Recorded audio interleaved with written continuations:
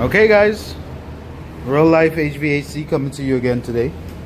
Today's job, removal and replacement of hot water circulating pump for the boiler.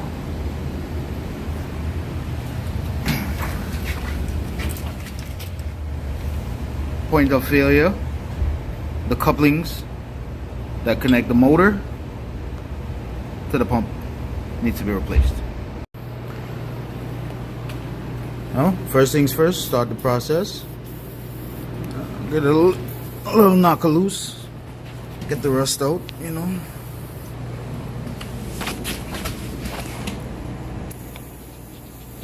Should have brushed it off a little bit before, but this is real life AC. It's not the stuff you see in storybooks or at Apex TCI.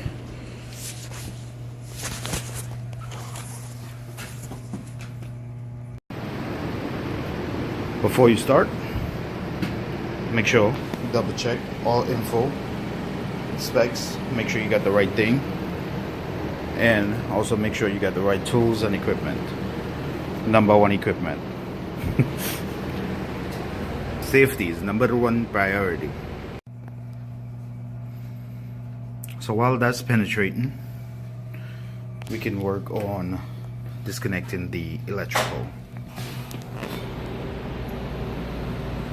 So before we even attempt to do any electrical work, number one procedure, locate and test and make sure that you turn off all power going to the equipment. Once that's done,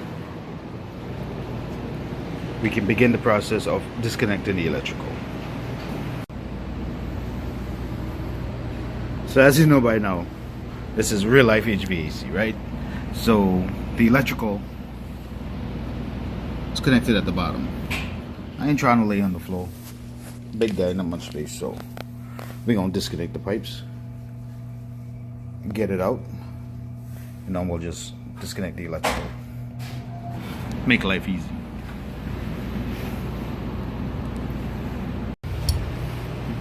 Okay, so real life thing. It didn't get time to properly soak or penetrate, but we're just gonna put some elbow grease to get it out. Now, make sure you got the right tools. These, I believe, are the top is the bolt is a 5/8 head, and the nut is 11/16. So make sure you got the right tools. So you know we're gonna use 2 here. I believe it's the right size. All this rust. There we go. All this rust just caked up everything. So we're gonna use 2 because the other one's gonna be a holdback since I'm working by myself. See? All right, good. So we're gonna remove these 2 on top, 2 on the bottom. Make sure you got light so you can see what's going on. See, this one's upside down, so it's been changed before. You know. And oh, look. That's how you know you're cleaning up behind other guys, because you start finding tools. They leave their shit laying around. Goodies, we call those goodies. Alright. Now, also, when you're breaking bolts that's, you know, corroded or seized up, been there for a while, you might want to use the box end, not a ratchet like this one, but the box end, because these, they tend to slip and you round it up, make your job harder. So I'm gonna go get a box end, and then we'll retry this the right way. Okay, so while those are soaking and the penetrant is getting in there, make a job a little easier. Electrical is next, but that's on the bottom. So I think we'll just take the pump out, then do the electrical. But before we take the pump out, we got to isolate the water so we don't drain the entire system, take forever to fill it back. So we'll isolate the system. We'll close the isolation valve, supply and return. Those are closed, so the only water left will be in the pump and in the boiler itself. There's a drain cock right here. Yeah, drain cock, hose bib, whatever you want to call it. That's my seat. Don't worry about my seat. Real life. So we'll hook a hose up today. This is the hood, so we'll just drop it in the drain right here. Let it run down, make its way to the sewer. And then we'll disconnect the flange 1 and flange 2. 4 bolts, get those out. Yeah, so no hose on site, easily accessible. So we're gonna just drain it in a bucket. You open the drain, let the water drain out, and no water. So we can probably just pop the pressure relief. There we go. And pop the pressure relief, break the vacuum, drain the system. Get all that water out. Keep the floor nice and dry so we can work and not get extra dirty. Although it's inevitable.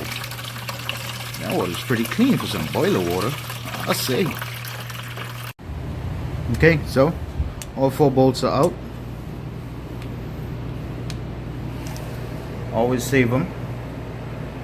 In this case, they're really bad. Not to the point where you can't be reused, but when you buy the right stuff, you know, and you pick it up yourself and you check it and you make sure you know you got your shit, you can keep those in spare, throw them away, because the new ones are in the box. We'll do a reveal just now. Okay, so usually the only thing holding it after removing the bolts would be the tension on the pipe or the seal for the gasket. This one already dropped down a bit. Usually you just take a screwdriver, pop it open, break the seal. Boom, right? But usually also you should have a guy holding it, so when you break the seal, it doesn't fall to the floor or bend the pipe up, fuck shit up, make your job even worse. This case, working alone, so usually I'd hold it myself, but it's on a little base and it ain't going nowhere, so I'm just gonna remove it out of the space, disconnect the electrical, and then we'll take it from there. That's it. On the floor, nice and easy, lemon squeezy. A little water residual. See, now we can get to the electrical, which was on the underside. It's a lot easier to get to now. You can just take the cover off, disconnect the electrical from the motor on the inside, get it out of there.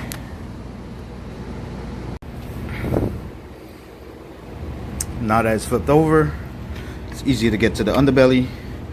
It's one Phillip head screw right here. Take that off.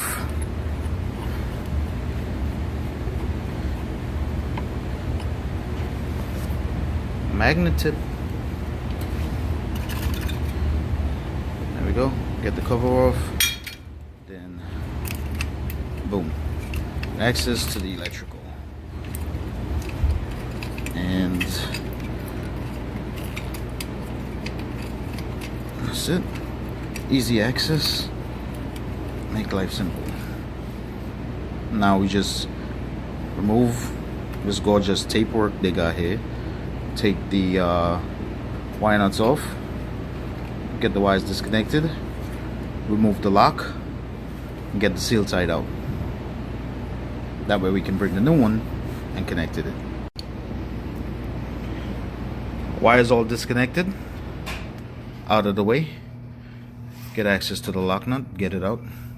Now I put the wire nuts back just in case some numb nuts for whatever reason decide to go to the panel, turn it back on while my head is down working here, cause I'm such a union worker that I didn't tag off the electrical box. Okay, so put the nuts back just in case, and then this lock, as you can see, just give it a little tap counterclockwise, break it loose, spray it with some lube if you like, and get it out of there. Unscrew it and take it out. Once you break it loose, you can turn it, it gets hand loose, unscrew, get it out of there, take it through the wires, get that out of there, Save that. We're gonna need that for some. Put it back. Huh?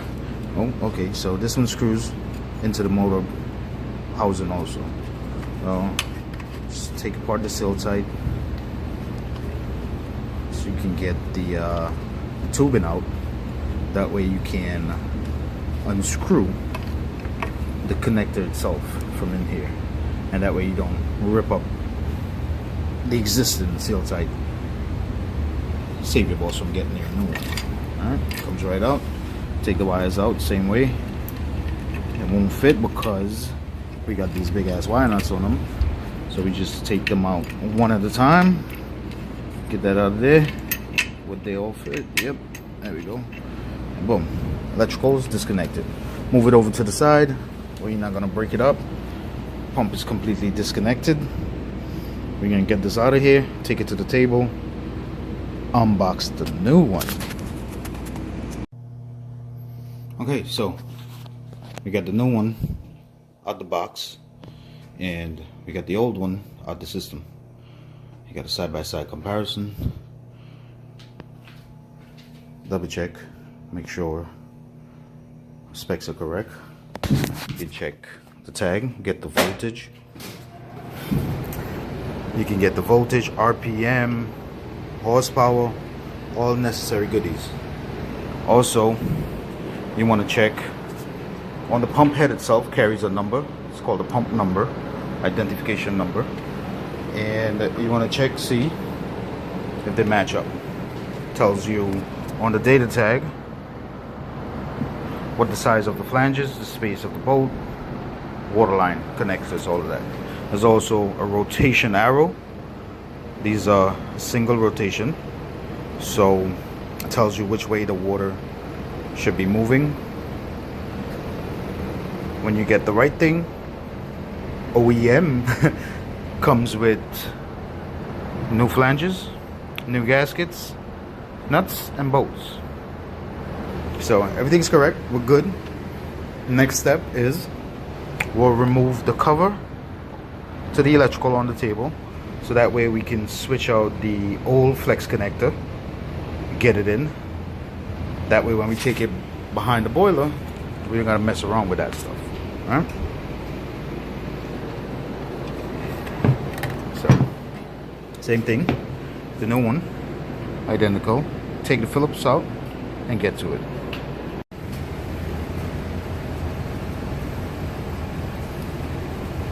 Caution.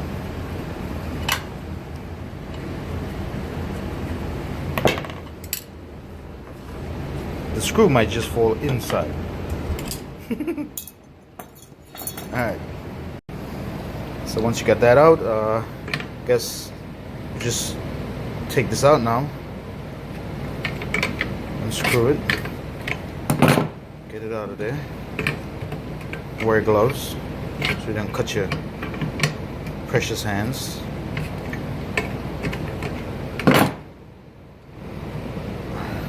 And then cry like baby. This ain't screwing too smooth. Feels like they cross-threaded it when they put it in. I think that's what it is. Because it's coming out lopsided. And you should be able to swing it out with your bare hands. Yep.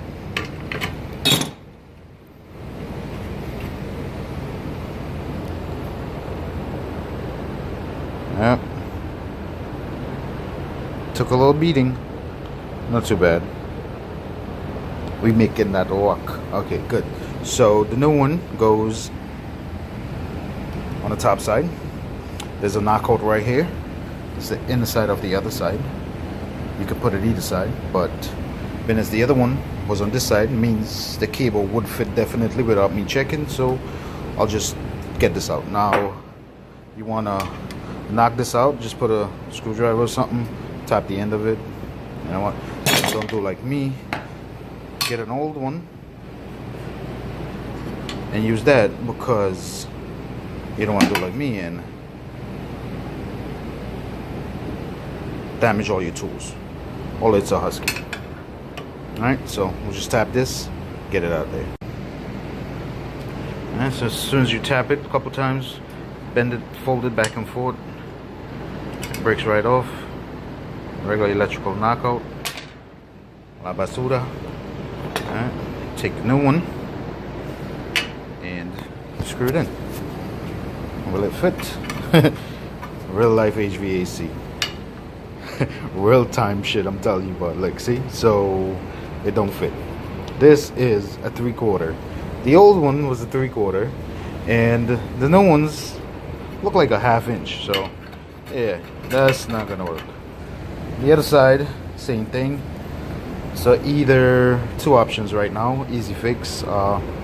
Get a new connector that's 1/2, or use this same 1/3/4 and just make the hole a lot bigger.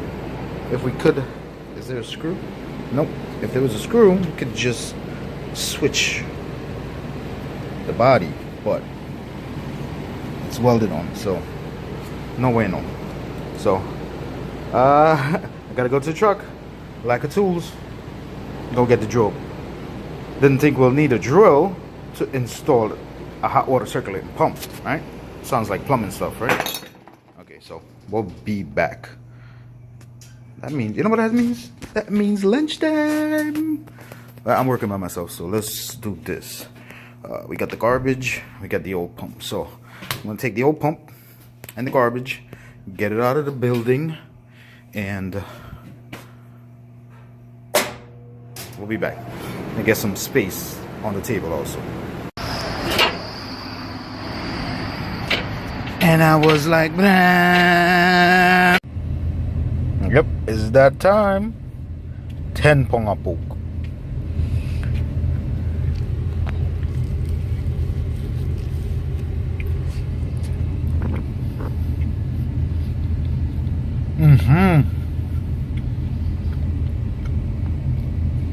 Nice.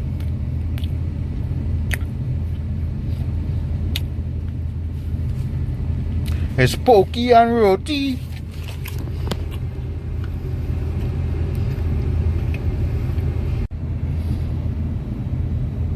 I was gonna skip lunch. Then I said to myself, boy, you might be mad. Okay, so we got the drill. No sponsors. We're gonna resize the hole. To do that, we'll use a unibit, or commonly known as a cone bit. I'm just gonna resize it from 1/2 inch to 3/4. Now remember, when putting in these bits, be extra careful. You don't want to cut yourself. I've seen it happen. The guy hold the bit, squeeze the drill, done with. Hold it. Once it's locked, that's it. Done. And then you resize it.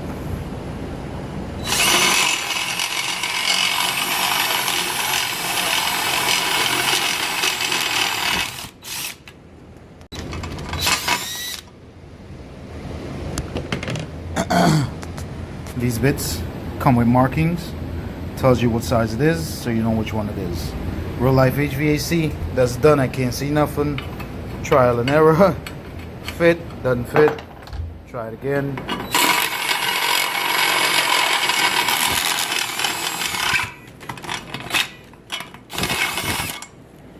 Safety, #1 priority. There we go. Fits right in. And that's it. Always wear protective eyewear because of this. And gloves. You don't want this crap getting in your eyes. Put the lock back in.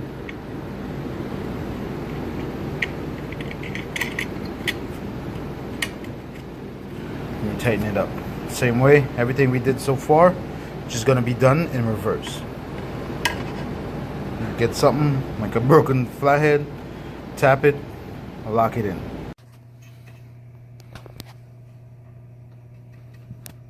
Okay, so the connector is in, secure. Now, next step, reconnect the electrical and reconnect the flanges, put the pump in. But before we get to that, this motor is a dual voltage motor, high voltage, low voltage.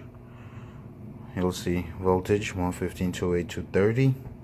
So there's an option with this motor to use high and low voltage, 120 or 208. Now there's 3 wires here, green, white, black. I believe it's ground and 120 volt, but it's out the box. So for us to be sure, for my satisfaction, we're gonna open the motor and we're gonna check the connectors inside and see what it's actually connected for. We don't want to put the wrong voltage to a brand new motor. So to get to those, take the plate off in the back, carry 2 1/4-inch screws, 1/4-inch hex head.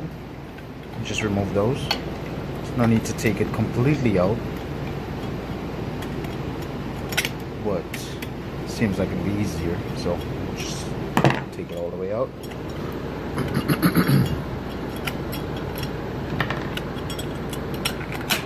There we go. So here are the wire connections, and you'll see, I don't know if you can see, they're all labeled. So you just double check, cross reference with the diagram, and we'll be all set. Make sure you can see, it's kind of hard to see the numbers, so they are actually correct for our application. It's wired for low voltage, cross reference with the diagram, 120 volt, all set. Just close the cover back up and time to put it in. Okay, so we're back at the site. Our connector's in, we got the seal tight. Just fishing the wires in to the electrical enclosure and then reconnect the seal tight. Okay, so the seal tight is in, connected. We're not going to tighten this 100% yet, due to the fact that we need to maneuver it to get it onto the stand. That way we don't break this up. Get it to where we want it. Once everything's in place, then we'll tighten this 100%. Next step, reconnect the electrical. This one comes with a screw, so we'll just screw it onto the body, and also, well, you know what, this one's a wire, so we'll just cut this one, and connect them here. I should put a O-ring or something on here, and that way we can screw them down together, but real life. Now that all the wires have been secured, you just tuck them back in nice and neat, and then you put the cover back.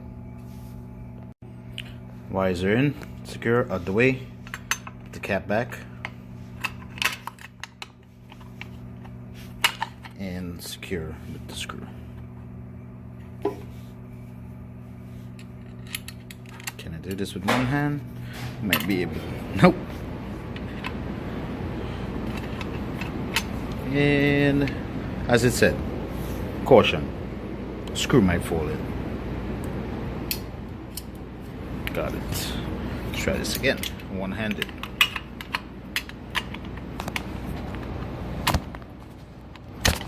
Well, it's technically not one-handed, but it should work.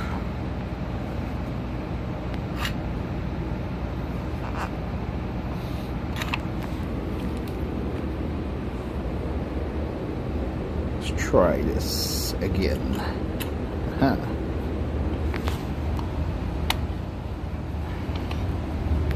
There we go. sure it's sitting where it needs to before you commit.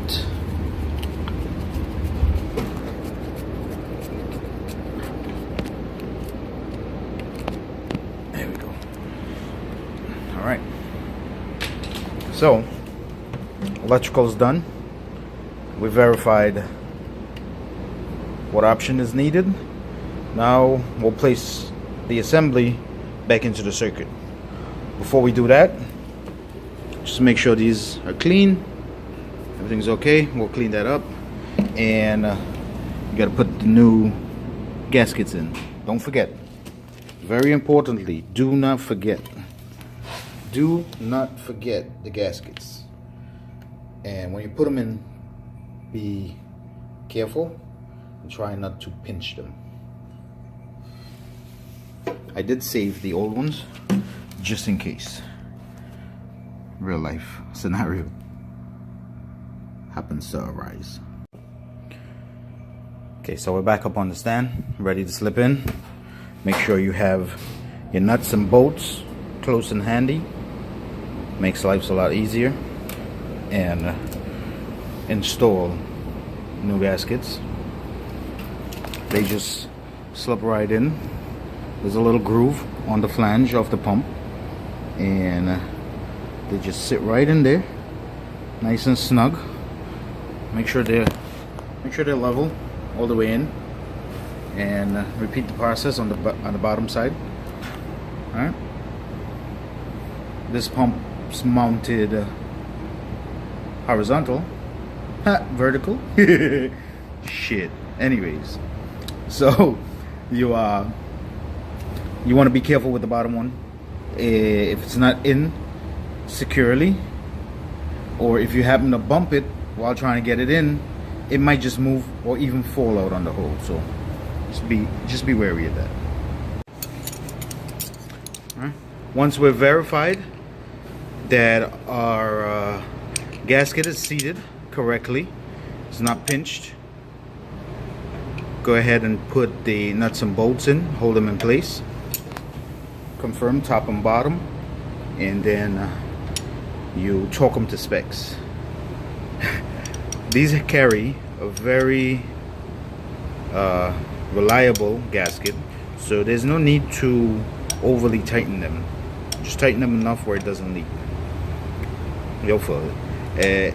You can always tighten it if it does leak, but doesn't necessarily need to be over tightened. I don't know what the torque specs are, but we just hand tighten them. And then once they're in and we add water, we'll leak test, double check. Okay, so once we have our flanges secured, everything is lined up. No, we don't gotta move the base anymore. We can completely tighten the electrical connector. Don't forget, loose electrical connectors are just asking for trouble.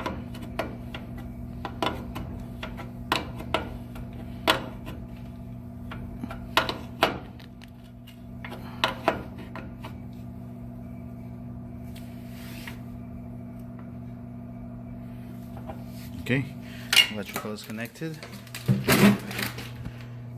piping is reconnected, motor assembly is secure.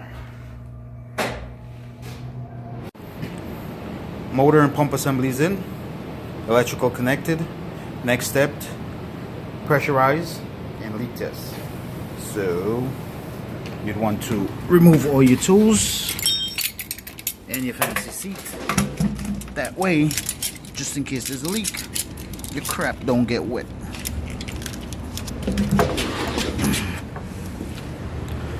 It's a little tight squeeze. Ready to begin leak test. First steps first. Remember to close the drain cock that you opened, and also make sure the pressure relief is closed, because we had opened it for draining. Next step, open the isolation valves. I'm gonna do it a little slowly at first. Too late for that.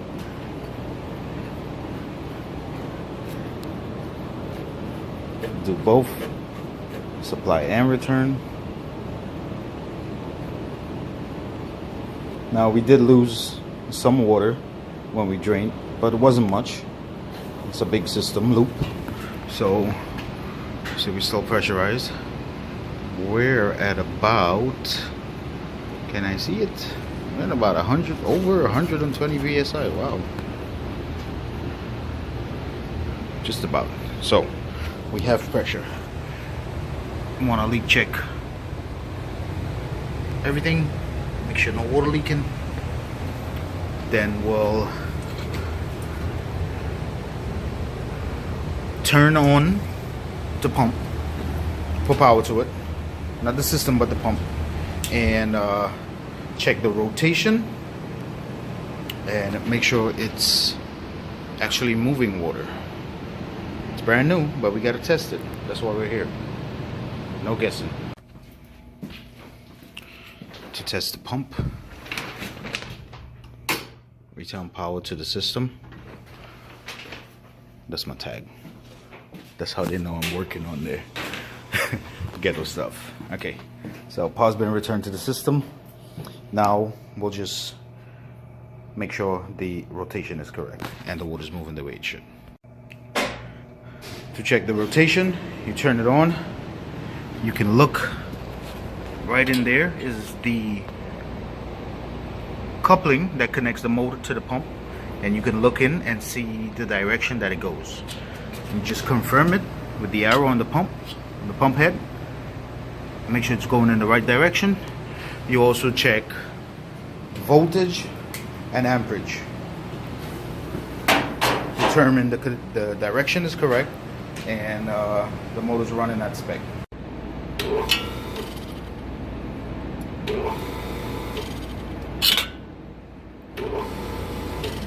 Okay, so we looked in to the coupling, turned on the motor, and it is correct rotation. So we'll turn it on. You see with the gauges, it's an easy way to check that you get water flow. It's providing that these gauges work, actually, real life things. Okay, so we'll check voltage, amperage, and then there we go, automatic, and we'll fire it up. This system carries a standing pilot, so it would have to be relit. Oh, it's lit. Wow, awesome.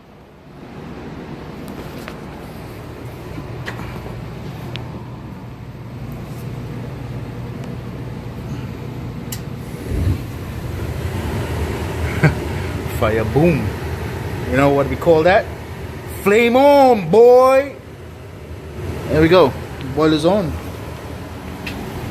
We got ignition and we got water movement. Make sure you clean up and do a proper test. Test all safeties and control. We'll check all set points and temperature settings. Run it through system check and ensure that it functions. We're going to take it all the way up to water temperature, make sure it cycles off and back on its own. We'll monitor it, or as we do in the real life AC, union break, lunchtime, something like that.